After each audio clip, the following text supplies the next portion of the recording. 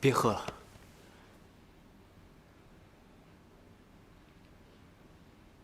凭什么管我呀？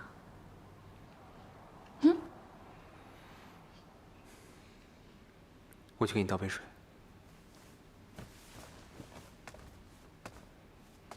给我站住！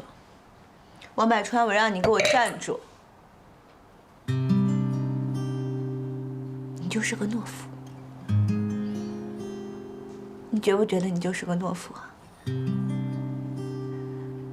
是谁说要背着我走一辈子的？是谁说的不管发生什么事情，都不会放开我？是谁说会努力赚钱，要给我一个家，要让我过得比所有人都幸福？你不就是做生意被人骗了吗？上当了吗？不就是骗了钱吗？不就是公司开不下去了吗？钱没了可以再挣，公司没了怎么样嘛？你至于颓废成这个样子吗？你没本事也就算了，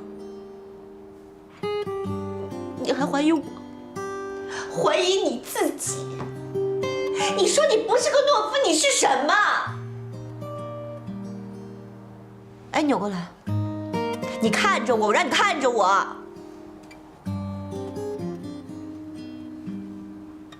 你没有信心调起我的生活，你就不该来招惹我。你招惹我，你就该负起你的责任，要像个男人一样堂堂正正的负起你的责任。可你呢？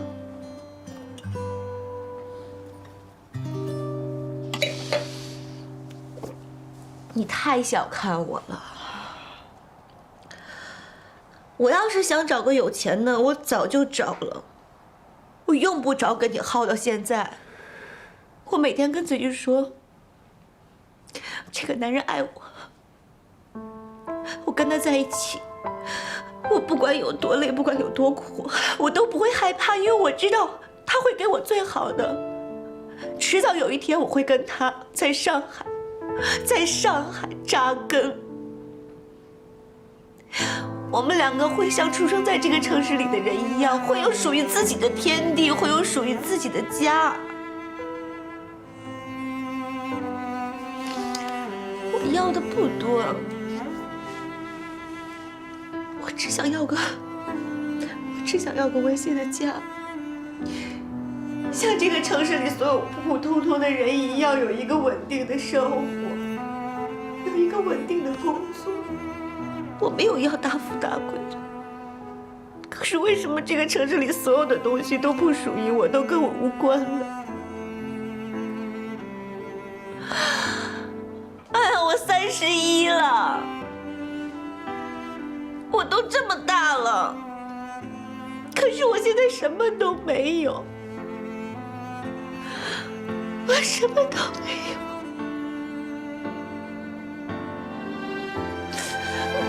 我什么都没有。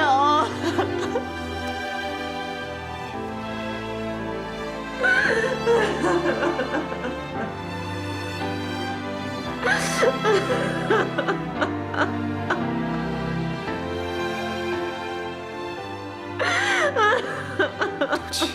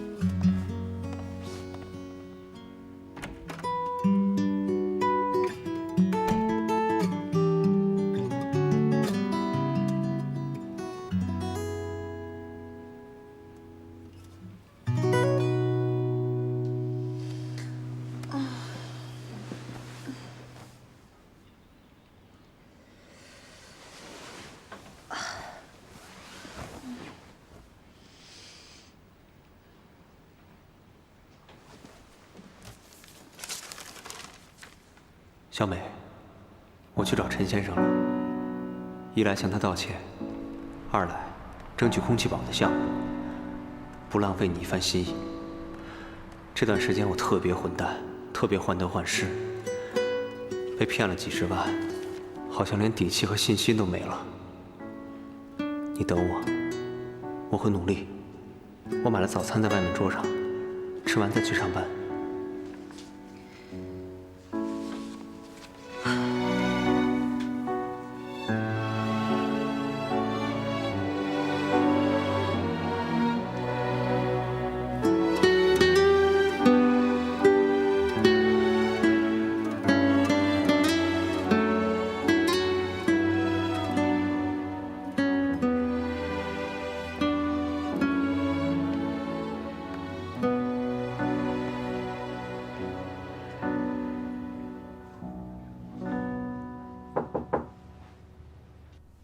嗯，好，行，我知道了，先不说了啊，挂了，拜拜。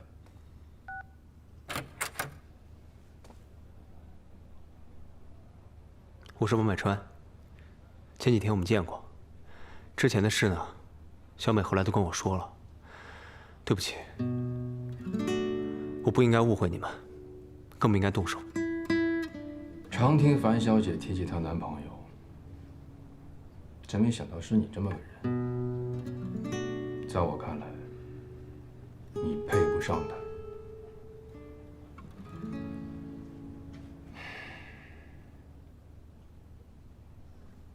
看在樊小姐的面子上，我接受你道歉了。怎么？还有别的事儿？我这次来不光是为了道歉，也是为了空气宝的事。你给我10分钟时间，我有办法解决这件事。空气宝能在一定范围之内把 PM2.5值降为0，这是其他新风系统完全无法比拟的，所以对主机要求很高。采暖机雾霾最为严重，客户购买我们产品，就是为了在关键时候起到作用。如果不能按时交货，对公司信誉影响非常大。我们询问了长三角上百家工厂，都没办法在这么短的时间内完成任务。你说你有办法？什么办法？我的办法很简单，就是分散生产，集中组装。我之前也听小美说了一下你们的情况，你们是想找一家工厂在短时间内完成这么大量的生产，一定是对工厂的生产规模和加工水平都是有要求的。这可以说的确挺难。但凡能接你们这样单子的工厂，他们手头不可能没有活。我的想法是，如果把你们的主机拆分成零件，分别有几家甚至10几家的工厂一起生产，然后再找原来的工人进行组装，如期完成，交货，不是没有可能。照你这么说，你手上有资源。我在南通做了好几年，之后就来上海发展。之前接的都是一些大型空调的零部件生产，对长三角的工厂非常了解。这是我列的单子，单子上面都是我接触的一些小代工厂，他们的生产规模和技术水准，我都在后面列出来了。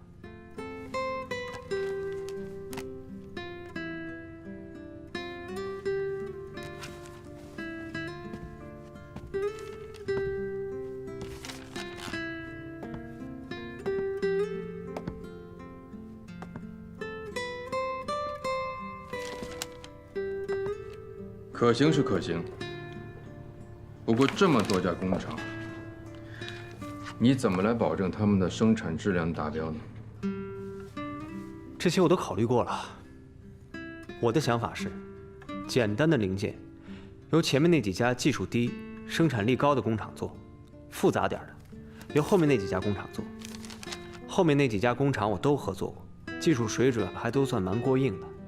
然后在上海找一个地方集中装配，发货。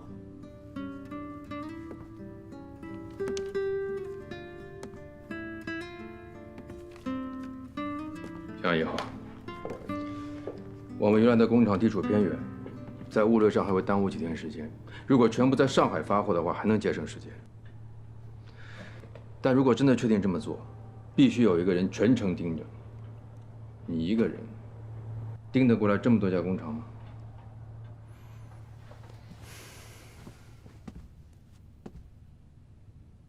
能。我不会让小美再失望了。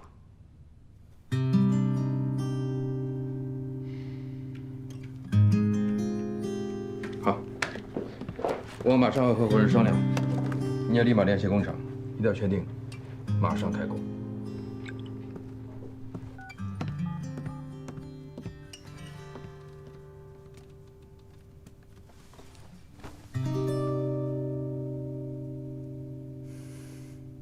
像人家那种家在上海的还好，像我们这些外来谋生的呀，一天到晚的忙成狗，工资全都贡献给房东了。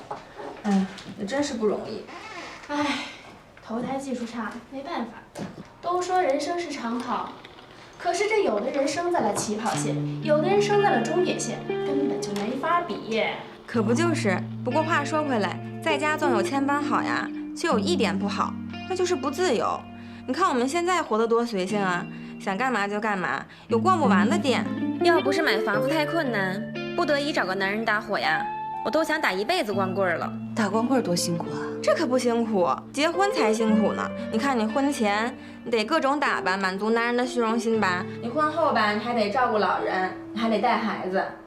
那你说句不好听的，男人要有情义还好，要是没有情义的呀，把你榨干了之后就把你一脚给踹了，啊，压根儿都不管你死活。有男人也没用。自己那些糟心事儿还是得自己扛着自己消受，与其指望他们，还不如指望自己嘞。就是，咱们也算有自立的了，也有米有粮。现在这个社会又不需要胸口碎大石的力气活，还有什么我们对付不了的呀？下班一起逛街啊，樊姐。哎，别，小凡现在有男朋友，得男朋友优先。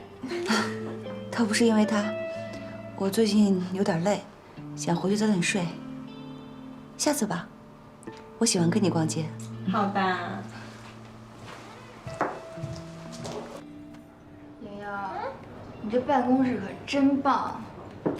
哎，还真别说，现在看你还真挺像模像样的，感觉特别难想象。我感觉你前几天还是那种只知道速溶咖啡，结果现在你突然就变成咖啡店的店长了。嗨，谁都有成长。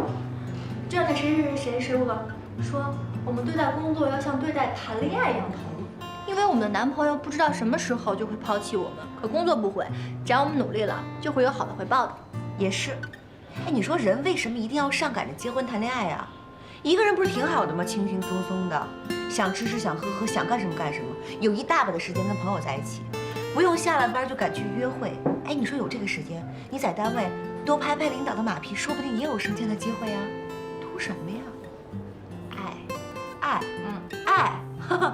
爱在现实面前就是不堪一击。成年人整天把爱挂在嘴上，那就是个幌子，就是个遮羞布，绝对是轻飘飘的，你知道吗？你知道成年人最可悲的是什么呀？就是永远觉得自己有爱，会被爱，这其实就是欺骗自己，欺骗别人。关关，爱是需要条件的，物质条件知道吗？别觉得我庸俗啊，这可是一个过来人的切身体会。你没有物质条件，就没有资格谈爱。哎，你们什么时候说想着开始谈恋爱的呀？我记得我好像是看周围人都开始谈恋爱了，想谈恋爱就蠢蠢欲动。我好像也是，我好像是突然开窍了。大二的时候，我怎么没有确切的开窍时间呢？但是我从小学就可以成熟应对那些纸条什么的了。天哪，这人和人待遇也差太多了吧？我这从小到大我都不知道纸条长什么样，而且我们班有人谈恋爱，我都是毕业之后听别人说我才知道。今天我是找到答案喽！哈，就是那些年我们追的女孩，像咱俩这种，完了就闲置了，谁让她是美女呢？哎呀，我跟你们说个事特别搞笑。那个时候我们班有个女孩跟我特别像，然后我俩有一天不知道抽什么风了，就说要找一个男孩多的地方，我俩去测试一下。那个时候我们学校门口有一个咖啡店，那儿的男孩特别多，然后我俩就化上妆，选了一条觉得特别漂亮的裙子，还在小卖部买了一包烟。你不是？那是我第一次抽烟，也是我最后一次抽烟。然后我俩不是都拾掇完了吗？然后我就觉得天哪，简直自己魅力四射，就在那儿待了一晚上，结果愣是没有一个男孩过来搭讪。后来我现在想吧，你说我们俩小生瓜蛋子就在那儿装老成，肯定别人一看就能看出来。这跟生瓜蛋子没有关系。哎，主要是你说你一看就是个好姑娘，那男生就怕被你拒绝没面子呀。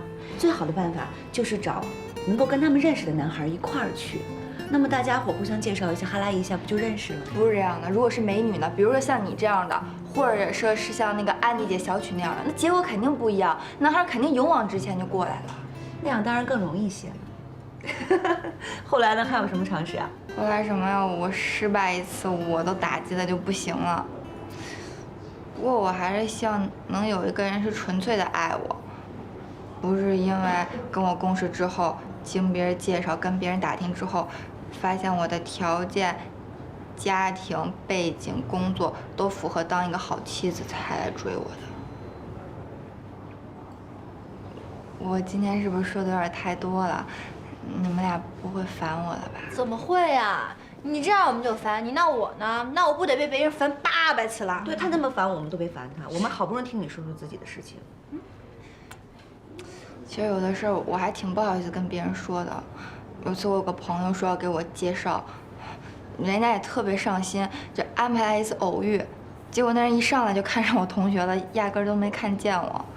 还有舒展，他被他爸妈逼着来追求我，结果一看见小雪，连我是谁都忘了。说实话，我当时我都快绝望了，我都挺怀疑我自己的。真的假的呀？哎，从来都没听你说过，而且都没有觉得你有表现出我来。哪好意思表现呀？我自卑我都来不及。不过现在好了，我遇到了一个能看见我的。真的要谢谢小谢同志，看来他是个好青年呢。双手双脚，站住！我觉得他也是。所以樊姐，我觉得你刚才说的都是气话。如果不爱的话，干嘛要跟着这个人谈恋爱和结婚呢？而且爱就是爱，不爱就是不爱，哪有那么多条件可以去谈呀？我也觉得，你让我跟一个不爱的人在一起，我根本忍不了。最起码的，你看着他，你最起码能啃下去吧？还真是，我原来就想，大不了我就单身一辈子了。别瞎说，真的，我真是那么想的。我这收入也过得去，我也有能力去应付我以后会遇见的问题。那我干嘛去找一个不爱的人，跟他去将就一辈子呢？对，可能我爸妈那儿比较难交代，但是说服我自己还是挺容易的。你看啊，如果2个人在一起，还没有1个人高兴，那咱们何必要为难自己呢？对不对？不过，如果遇到了相爱的人，那肯定就不一样了啊！这1+1肯定是大于2的。有道理。恭喜你，关关，真的为你开心。我还不知道是不是高兴的太早了，因为我爸妈说要见协同，也不知道见完之后会怎么样。嗨，那都是后面的事儿了。做人嘛，最重要的就是开心了。1个亿？没错，1个亿。我当时听到这个数字的时候，也把我吓一跳。我一直以为曲连杰是个软蛋，闯不出什么大祸，没想到这次真的让他憋了一个大的。哎呀，突然觉得之前你给我装的那套音响也不算什么，之前还觉得挺夸张的，原来和你哥比起来，你已经很委婉了。我爸跟我妈现在吵得不可开交，集体让我滚蛋，免得让我围观世界大战。说真的，我要早知道曲连杰这么傻，我当初知道他在赌的时候，我就应该跟我爸说。毕竟曲家的损失就等同于我的损失啊。我现在看到他这个样子，真的有点兔死狐悲。你这个成语用的有点不太准确吧？你哥不学好是他自己的事儿，你们俩又没什么可比性。你是不知道，像我们这种家庭长大的孩子，想要学坏很容易。从小到大，我爸跟我妈就只顾着赚钱，没有空陪我。再加上我爸骨子里重男轻女，从来对我就没有抱过什么希望，对我格外的宽容。我记得那年我18岁刚出国念书的时候，我爸就一次性给我打了1000万，对我只有3个要求：1不吸毒，2不犯法，3不自杀。那个时候的1000万，很值钱啊。对啊，那段时间我坐飞机坐的耳膜都充血了。把整个欧洲、美洲能玩的地方都玩了一个遍。光买 LV 包我就买了几10个。最夸张的是，我闭着眼睛我都能背出某款包在全球各地的汇率和差价。哎呀，听得我的心都在滴血。不过还好，幸好现在的你，不是你之前那个样子。像你们这种从小到大都是精英的人，很难理解这种感觉。我还是很感激我妈，要不是当初她把我叫回来争家产，我到现在还在这种买包跟 car party 的各种无聊日子中打转呢。老赵，我其实很喜欢现在的生活。像我们这种一夕暴富的2代，很容易被人看不起。我能像现在这样，有你，有朋友，还有工作。我第一次觉得自己不全是废柴和流氓。你吧，说的中肯点儿，流氓是，废柴绝对不是，根儿有点歪。不过幸好遇到的都是好人，所以姑娘啊，老天爷待你不薄。这个我得承认。但是某些人拐着弯的夸自己，是不是很爽呀？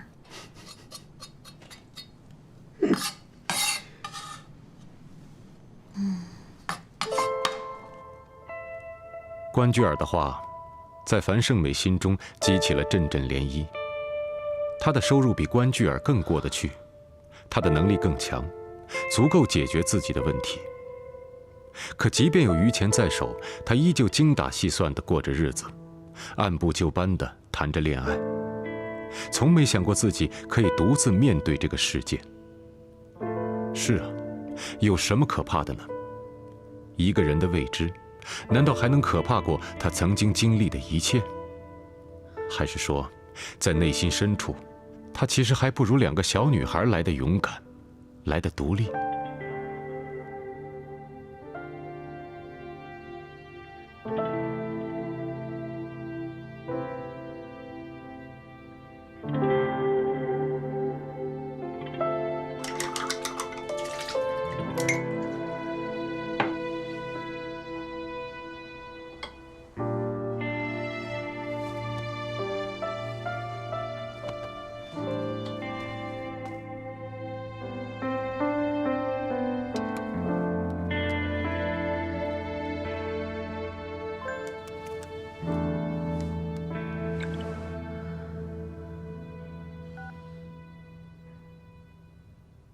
小美，我这些天都在忙空气宝的事，四处跑，每天平均要跑3、4个厂子，很忙，也很想你。我知道你还在生气，气我没有自信，自暴自弃，气我没出息，不像个男人。是我做的不好，让你失望了。所以这次我豁出去了，不成功，我绝对不会再回来烦你。